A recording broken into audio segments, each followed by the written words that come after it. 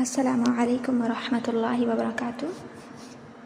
अल्हम्दुलिल्लाहि वहदह वस्सलातु वस्सलामु अला मन ला नबिय्य बअदह, अम्मा बाद।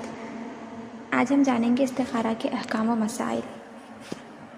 तो सबसे पहली बात यह है कि इस्तिखारा का माना क्या है। इस्तिखारा का माना होता है अल्लाह ताला से खैर तलब करना, अल्लाह से खैर और आसानी की तौफीक तलब करना, ठीक है, यानी खैर मांगना, आसानी की तौफीक मांगना। और इस्तिलाही एतबार से कहते हैं इस्तिखारा कि अगर दो जायज़ कामों में से किसी एक को इख्तियार करना हो तो उसके लिए इस्तिखारा करना चाहिए।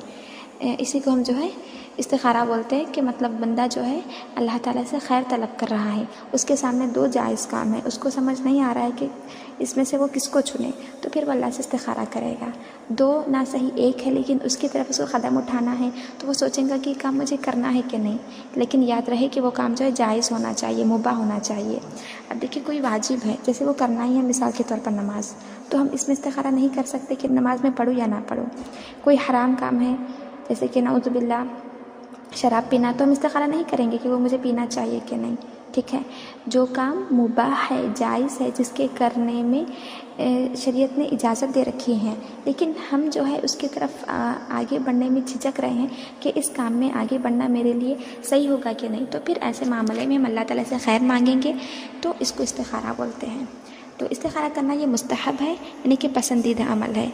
अल्लाह के नबी सल्लल्लाहु अलैहि वसल्लम सहाबा कराम को इस्तिखारा की ऐसी तालीम देते थे जैसे किसी सूरत को सिखा रहे हों, यानी कोई सूरत आप पढ़ाते जो आसमान से नाजिल होती, उतनी ज़्यादा ही ताकीद से, उतने ज़्यादा ही एहतमाम से आप इस्तिखारा की भी तालीम सहाबा कराम को दिया करते थे, ठीक है। यानी कि तुम्हें किसी काम में आगे बढ़ना है तो अल्लाह ताला से पहले उस मामले में खैर मांगो, ठीक है। फिर होगा क्या, बंदा जिस काम में अल्लाह ताला से खैर मांग रहा है, अगर वो काम उसके हक़ में बेहतर है तो फिर अल्लाह ताला उसके लिए राहें हमवार करेगा, उसका क़ल्बी रुझान, क़ल्बी मैलान उस तरफ बढ़ेगा, ठीक है, जो काम होने जा रहा है, होने वाला है, लेकिन वो कदम आगे नहीं बढ़ा पा रहा था, तो इस्तिखारा की बरकत से अल्लाह ताला उसके लिए उसके दिल को भी उस तरफ माइल करेगा और उसके लिए राहें भी हमवार करेगा। अगर वो काम उसके हक़ में बेहतर नहीं है तो इस्तिखारा की वजह से रास्ते मुश्किल हो जाएंगे उस काम की तरफ आगे बढ़ने के लिए, या फिर दिल माइल नहीं होगा कि वो काम मैं करूँ। तो इस तरह अल्लाह ताला जो है हमारे दिल में और रास्ते वगैरह बना देता है, दिल को मुतमईन या गैर मुतमईन कर देता है कि वो काम हमें करना है या नहीं करना है। तो बस यही इस्तिखारा है, ठीक है। तो उसके बाद देखिए इस्तिखारा का वक्त जो है ना, इस्तिखारा के लिए कोई ख़ास वक्त नहीं है, हम दिन के 24 घंटे में कभी भी कर सकते हैं। अलबत्ता बाज़ उलमा ने कहा है कि जो ममनू औक़ात है कि जब सूरज तुलू हो रहा है और जब सूरज बिल्कुल दरमियान में है और जब सूरज जो है ग़ुरूब हो रहा है, तो तुलू होते वक्त वो जब तक कि पूरी तरह तुलू ना हो जाए और जब बीच आसमान में है, हमारे सर के ऊपर है, तो जब तक वो ढल ना जाए, और इसी तरह जब ग़ुरूब हो रहा है तो पूरी तरह ग़ुरूब ना हो जाए, उस वक्त ममनू औक़ात जो है उनमें इस्तिखारा नहीं करना है, बक़िया सारे औक़ात में हम इस्तिखारा कर सकते हैं। अब देखिए इस्तिखारा के भी कुछ आदाब हैं। सबसे पहले तहारत, यानी कि पाक साफ़ होना चाहिए बंदा, और उसके अलावा नियत, यानी कि दिल में इरादा हो कि मैं ये नमाज और ये दुआ इस नियत से कर रहा हूँ, इस नियत से पढ़ रहा हूँ कि अल्लाह ताला मुझे उस मामले में, उस काम में जिसको लेकर मैं पसोपेश का शिकार हूँ, अल्लाह ताला मेरे हक़ में बेहतर है तो राहें खोल दे, अगर नहीं तो फिर मुझे उससे और उसे मुझसे फेर दे, ठीक है। कामिल तवज्जे, यानी दिल जमाई के साथ इस्तिखारा करें, दिल माइल ना हो, दिल हाजिर ना हो, फिर इस्तिखारा कर रहा है तो कोई फ़ायदा नहीं। तर्क मासी, यानी कोई गुनाह कर रहा है तो उस गुनाह को छोड़ दे, चूँकि गुनाहों की वजह इंसान की दुआ कबूल नहीं होती। और इसी तरह जो है आदाब दुआ का ख्याल रखें, जैसे दुआ का अदब अल्लाह के नबी सल्लल्लाहु अलैहि वसल्लम ने जो बताए हैं दुआ के आदाब, उन सब का लिहाज करें, ठीक है। और हलाल रोज़ी, क्योंकि कोई हराम रोज़ी खाता है, हराम रोज़ी से अपना जिस्म, अपना पेट पालता है, तो फिर उसकी दुआएं भी कबूल नहीं होती, ठीक है। ये भी गुनाहों में ही शामिल है कि बंदा हराम रोज़ी का एहतमाम करे। और यकीन कामिल, यानी इसको यकीन हो कि मैं इस्तिखारा कर रहा हूँ तो अल्लाह ताला मेरे लिए इस काम में बेहतर है तो राहें निकाल देगा, अगर ये काम मेरे हक़ में बेहतर नहीं है तो अल्लाह ताला मुझे इस काम से बचा लेगा, ठीक है। क्योंकि दुआ के लिए आप सल्लल्लाहु अलैहि वसल्लम ने यही तालीम दी है कि जब हम अल्लाह से मांग रहे हैं तो पुख्ता यकीन के साथ मांगे।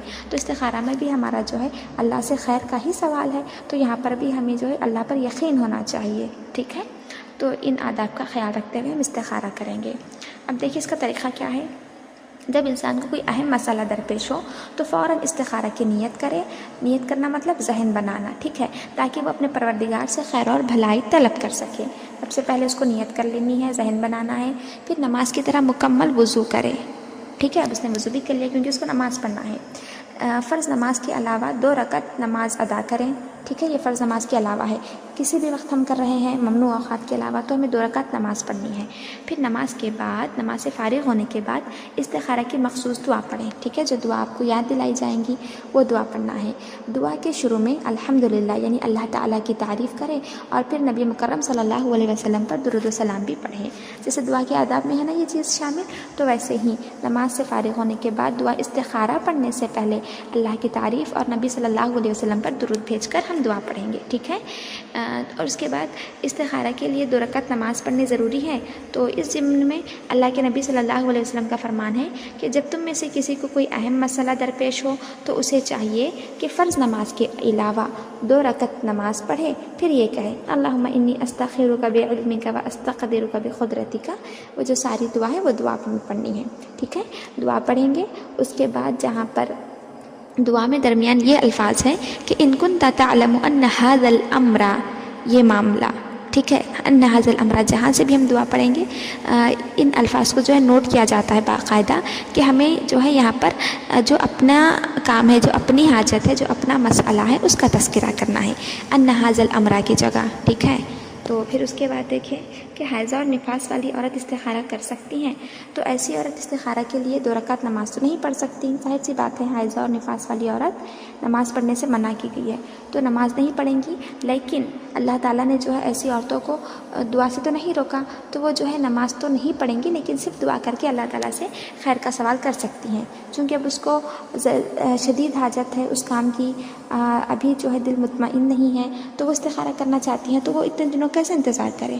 ٹھیک ہے، تو وہ صرف دعا کے ذریعے بھی استخارہ کر سکتی ہے نماز کے علاوہ. اس کے بعد دیکھیں ہمارے معاشرے میں استخارہ کو لے کر کئی طرح کے غلط باتیں پھیلائی گئی ہیں، تو ان سے ہمیں بچنا بہت ضروری ہے. جیسے کہ کہا جاتا ہے کہ استخارہ کرنے کے بعد خواب آنا چاہیے، یعنی کہ خواب میں ہمیں اشارہ ملے، خواب دکھائی دے، وہ کام کرنا ہے کہ نہیں. ایسی کوئی بات قرآن اور حدیث سے ثابت نہیں ہے، بلکہ ہمارے دل کو صرف اللہ مطمئن کر دیتا ہے، راہیں نکال دیتا ہے، یا پھر وہ کام ہمارے حق میں بہتر نہیں ہے تو اللہ تعالیٰ ہمارے دل کو اس کام سے پھیر دیتا ہے، دل مطمئن نہیں ہو پاتا اور راہیں بھی خود بخود بند ہوتی نظر آتی ہیں. ٹھیک ہے، تو ہم اللہ سے خیر مانگ رہے ہیں، اللہ تعالیٰ غیبی طور پر ہمارے لیے خیر کے دروازے کھولے گا، اور اگر وہ کام ہمارے حق میں شر ہے تو پھر اللہ تعالیٰ بند کر دے گا. خواب کا استخارہ سے کوئی تعلق نہیں ہے. اسی طرح کسی دوسرے سے استخارہ کروانا، اللہ اکبر، یہ چیز اس قدر جو ہے برائی کی طرف جا رہی ہے نا کہ اللہ کی پناہ، کہ لوگ باقاعدہ پیسے وغیرہ لے کر یہ کام کرتے ہیں دوسروں کا. تو کیوں ایسا ہو سکتا ہے؟ سوچیں کہ ہم اپنے معاملے میں سب سے زیادہ جاننے والے ہیں، ہم خود کو سب سے زیادہ پہچاننے والے ہیں، تو ہم اپنے معاملے کی ذمہ داری خود کیوں نہیں اٹھاتے؟ ہمیں خود اپنے معاملے میں استخارہ کرنا چاہیے، کسی اور کے حوالے ہم اپنا معاملہ نہیں کر سکتے.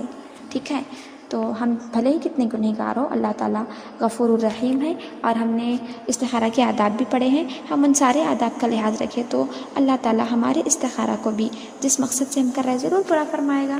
اور اس کے بعد دیکھیے استخارہ صرف رات میں کرنا چاہیے یہ بھی کہا جاتا ہے، ایسا کچھ نہیں ہے، ممنوع اوقات کے علاوہ ہم کبھی بھی کر سکتے ہیں.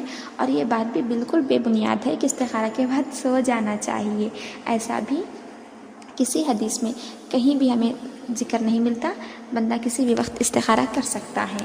ٹھیک ہے، تو اب ہم جب دعا استخارہ کر رہے ہوتے ہیں تو دعا کے آخری الفاظ جو ان ھذا الامر والے ہیں، جو ریڈ حروف سے لکھے ہوئے ہیں، اس کو دیکھیں، اس کی جگہ ہمیں کرنا کیا ہے؟ اپنا کام بیان کرنا ہے جس کے لیے ہم استخارہ کر رہے ہیں. تو اب جب ساری دعا عربی میں ہے تو ظاہر سی بات ہے ہمیں اپنا کام بھی عربی میں ہی پیش کرنا ہوگا، اللہ تعالیٰ کے سامنے عربی میں ہی بولنا ہوگا ساری دعا سے. کچھ ٹکڑا اردو کا بولے یہ تو مناسب نہیں ہے. لیکن مسئلہ یہ ہے کہ ہم اجمی ہیں، ہماری عربی سے کوئی ہمارا زیادہ تعلق نہیں ہے. ہم میں سے اکثر لوگ جو ہے عربی نہیں جانتے، تو پھر ایسے کیا کریں گے؟ تو دیکھیں اس سلسلے میں ہم نے کچھ تحقیق کی، علماء سے رجوع کیا، تو کچھ باتیں ہیں جو ہمارے سامنے آئیں جس کو ہم اب آپ کے پاس پیش کرتے ہیں، آپ کے سامنے پیش کرتے ہیں. تو سب سے پہلے تو ایک واضح بات ہے کہ جو شخص عربی جانتا ہے، جس کو عربی سے آگاہی ہے، تو وہ ان ھذا الامر کی جگہ اپنے اس کام کا ذکر عربی زبان میں ہی کریں گا، ٹھیک ہے؟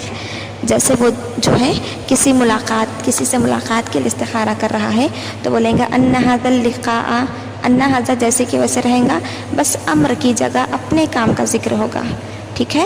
اور اسی طرح وہ سفر کے لیے کر رہا ہے تو ان ھذا السفر، اس طرح سے وہ عربی میں بیان کریں گا۔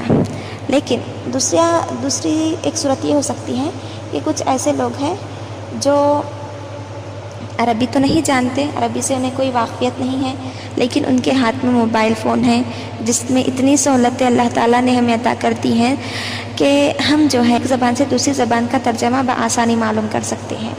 تو اس لینگویج ٹرانسلیٹر کے ذریعے ہم اپنے اس کام کا جو ہے اپنی زبان سے عربی زبان میں ہم جو ہے اس کا ٹرانسلیٹ کریں گے، تو پھر جب عربی زبان میں اس کام کو کیا کہتے ہیں سامنے آئے گا تو پھر ہم ان ھذا الامر کی جگہ ان ھذا فلاں، ان ھذا جو بھی کام ہے ہمارا عربی میں معلوم ہو رہا ہے وہ کریں گے۔ جیسے دیکھیں ان ھذا التجارہ، کاروبار کو جو تجارت بولتے ہیں، ان ھذا النکاح، رشتے کے لیے یعنی نکاح کے لیے، اور اسی طرح سفر کے لیے ان ھذا السفر، اس طرح سے ہو سکتا ہے۔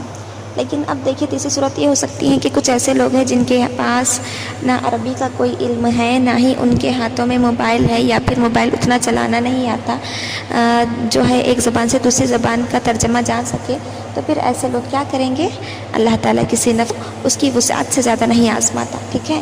تو پھر وہ لوگ کیا کریں گے؟ دعا میں یہی الفاظ پڑھیں گے، ان ھذا الامر والے ہی پڑھیں گے، ٹھیک ہے؟ چونکہ ان کو اس کے علاوہ کوئی آپشن نہیں ہے۔ لیکن ان کے جب وہ ان ھذا الامر پڑھ رہے ہوں گے تب ان کے ذہن میں اپنا کام تازہ ہونا چاہیے، اور نیت تو ویسے بھی پہلے ہی کر لی ہے کہ ہم کس کام کے لیے استخارہ کر رہے ہیں، بلا مقصد یوں ہی تو نہیں کرتے نا، کوئی مقصد ہوتا ہے، تو جس کام کے لیے کیا ہے وہ تو ہمارے ذہن میں پہلے سے تازہ ہے، اور اب بھی جو ہے اس کا دعا کے پڑھتے وقت ہمارا کام، ہمارا معاملہ ہمارے ذہنوں میں تازہ ہونا چاہیے، ٹھیک ہے؟ اس طرح سے ہم جو ہے ذہن میں اپنے اس معاملے کو تازہ رکھتے ہوئے اپنی نیت جو ہم نے کی ہے اس کے مطابق ہم جو استخارہ کی دعا جیسے کہ ویسے کر لیں گے، ھذا الامر ہی پڑھیں گے، ٹھیک ہے؟ چونکہ عربی نہیں آتی اور کوئی دوسرا واسطہ، کوئی ذریعہ بھی نہیں ہے، یا پھر کچھ ایسے لوگ بھی نہیں ہیں جو ہمیں بتائیں آس پاس، ٹھیک ہے؟ یہ جو ہے موبائل سے ترجمہ معلوم کرنے سے بہتر ہم جو ہے اپنے آس پاس علماء کوئی عربی جاننے والے کوئی ملیں گے تو ہم ان کی بھی مدد لے سکتے ہیں، بلکہ لینا چاہیے۔ لیکن اگر وہ بھی ذریعہ نہیں ہے تو پھر موبائل۔ اب دیکھیے یہ سارے ذرائع نہیں ہے، اب جو ہے یہ بھی ایک صورت ہو سکتی ہے کہ وہ ھذا الامر ہی پڑھ رہے ہیں، انہیں جو ہے عربی نہیں آتی اور نہ ہی موبائل کا کوئی خاصا استعمال پتہ ہے، تو پھر وہ جو ہے پہلے دعا جیسی کہ ویسے پڑھیں گے جو کہ تو پھر اس کے بعد کیا کریں گے؟ دعا کا ترجمہ، اور یہ بآسانی کتاب میں موجود ہوتا ہے، ٹھیک ہے؟ دعا کی کتابوں میں حصن المسلم ہے یا پھر اس جیسی جو مستند کتابیں ہیں جہاں سے استخارہ کی دعا پڑھ رہے ہیں وہاں پہ ساتھ ترجمہ بھی بالکل ہوتا ہے، تو اس ترجمے کو بھی ہم پڑھیں گے دعا پڑھنے کے بعد، عربی میں دعا پڑھ لیں گے، پھر دعا کا ترجمہ پڑھیں گے، اور جب ترجمہ پڑھیں گے تو ان ھذا الامر کا ترجمہ بھی لکھا ہوگا کہ یہ کام، تو پھر ہم اس کام کو اپنی زبان میں بیان کریں گے، ہماری زبان اردو ہے تو اردو میں، اور اگر ہم نے ترجمہ اپنی کسی دوسری زبان میں جو ہماری مادری زبان ہے، اپنی قومی زبان ہے، اس میں ترجمہ پڑھا تو ھذا الامر کا جو مطلب ہے اپنی زبان میں وہی اپنی زبان میں ہم بیان کریں گے۔ ھذا الامر کا مطلب کہ ہمارے اس معاملے کا کیا مطلب ہے جس کے لیے ہم استخارہ کر رہے ہیں، یعنی اپنی زبان کے مطابق اس کام کو کیا کہتے ہیں، وہاں پر جو ہے ترجمے میں اس کا ذکر کرتے ہوئے آگے بڑھیں گے، ٹھیک ہے؟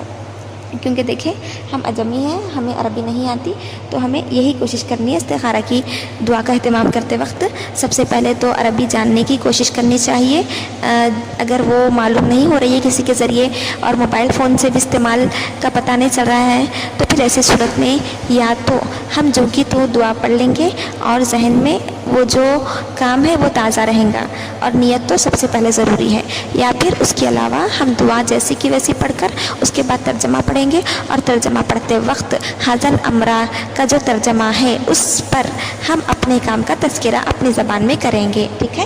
واللہ اعلم بالصواب۔ السلام علیکم ورحمۃ اللہ وبرکاتہ۔